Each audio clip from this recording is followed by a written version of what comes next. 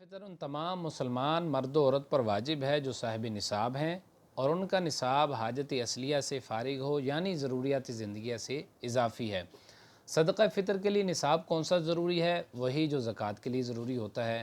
7.5 تولے سونا ہو یا 52.5 تولے چاندی ہو یا مال تجارت یا کوئی اور مال ہو، لیکن اس میں دو چیزوں میں تھوڑا ڈفرنس ہوتا ہے کہ زکوٰۃ کے لیے ہم یہ شرط لگاتے ہیں کہ جس دن مال آئے اسی دن اگلے سال زکوٰۃ فرض ہو جائے گی، دینی واجب ہو جائے گی۔ صدقہ فطر میں یہ شرط نہیں ہے، بلکہ صدقہ فطر میں مال آیا چاہے عید والے دن آیا، صدقہ فطر واجب ہو جاتا ہے، تو اس میں سال گزرنے کی شرط نہیں ہے۔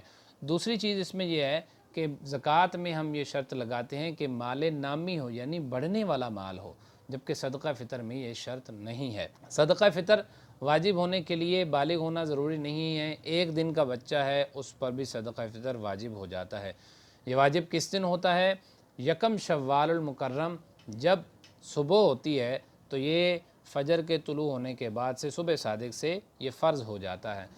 اس کے لیے کوئی وقت مقرر نہیں ہے کہ اگر آپ اس وقت میں دیں گے تو ادا ہوگا ورنہ قضا ہو جائے گا۔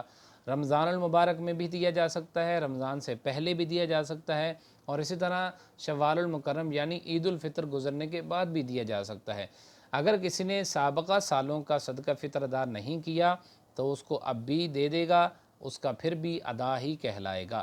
اب یہاں پر مقام غور یہ ہے کہ میرا جوتا میں یہ چاہتا ہوں کہ اچھا ہو، کھانا اچھا ہو، پہننا اچھا ہو، شاپنگ اچھی ہو، لیکن صدقہ فطر کی جب باری آتی ہے تو میں سوچتا ہوں کہ کون سی رقم کم سے کم ہے، اس کے ذریعے سے میں نے صدقہ فطر دینا ہے۔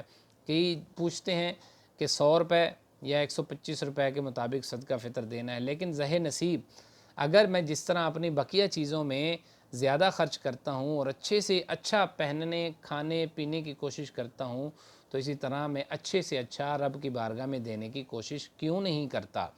صدقہ فطر کئی اور چیزوں سے بھی دیا جا سکتا ہے، جیسے آپ نے گندم سے سماعت کیا ہوا ہے تو صدقہ فطر جو کے ذریعے سے دیا جا سکتا ہے، کھجور کے ذریعے سے دیا جا سکتا ہے، کشمش کے ذریعے سے دیا جا سکتا ہے۔ صدقہ فطر کی جو مقداریں ہیں، علماء کرام کے مختلف اقوال ہیں، لیکن آپ کے سامنے میں مختلف مقداریں رکھتا ہوں، ان کے پیسے رکھتا ہوں، اور یہ احتیاطاً مقداریں شامل کی گئی ہیں۔ گندم کا جو آٹا ہے اس کے لحاظ سے 1920 گرام، یعنی 2 کلو میں سے 80 گرام کم اتنا وزن یا گندم دے دیں، یا اس کا آٹا دے دیں، یا پھر جو ہے وہ آپ اس کی رقم جو ہے وہ اللہ کے راہ میں دے دیں۔ اچھا، اسی طرح گندم کا جو آٹا ہے اعلیٰ کوالٹی کا، اس کے لیے 125 روپے کے حساب سے فی کس کا آپ نے صدقہ فطر ادا کرنا ہوگا۔ اگر جو کا دیکھیں تو درمیانی کوالٹی کی جو 320 روپے، اور جو اعلیٰ کوالٹی کی وہ 400 روپے فی کس کے لحاظ سے صدقہ فطر دیا جاتا ہے۔ کھجور میں اگر ہم حساب لگاتے ہیں تو درمیانی کوالٹی کی کھجور 1200 روپے اور اعلیٰ کوالٹی کی کھجور 2000 روپے، یعنی 2000 فی کس کے حساب سے۔ اور کشمش یعنی جو میوہ ہوتا ہے اس کے لحاظ سے جو وزن ہے وہ ہے 3 کلو 840 گرام، یہ احتیاطاً وزن ہے۔ اسی طرح کھجور میں بھی یہی وزن ہے۔ تو کشمش کا جو درمیانی کوالٹی کی ہے 1900 روپے ہے، اور جو کشمش ہے اعلیٰ کوالٹی کی وہ 2400 یعنی ڈبل 1200 روپے ہے۔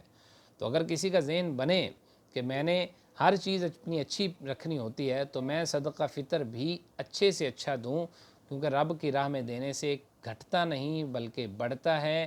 یہ کمپین آپ نے خود بھی چلانی ہے، اپنے رشتہ داروں میں بھی چلانی ہے کہ یار رب کی راہ میں دینا ہے تو پھر کیوں نہ ہم اعلیٰ کوالٹی کا جو صدقہ فطر ہے کشمش کے لحاظ سے ڈبل 1200 روپے بنتا ہے، اس کو ادا کریں۔ اور چونکہ یہ جب ہم یہ دیں گے رب کی راہ میں، اللہ تبارک و تعالیٰ اس کو مزید بڑھا چڑھا کر ہمیں واپس دیتا ہے، اس کا ثواب بھی دیتا ہے۔ اللہ تبارک و تعالیٰ ہمیں اس پر عمل کرنے کی توفیق عطا فرمائے۔ صدقہ فطر کس کو دیا جا سکتا ہے؟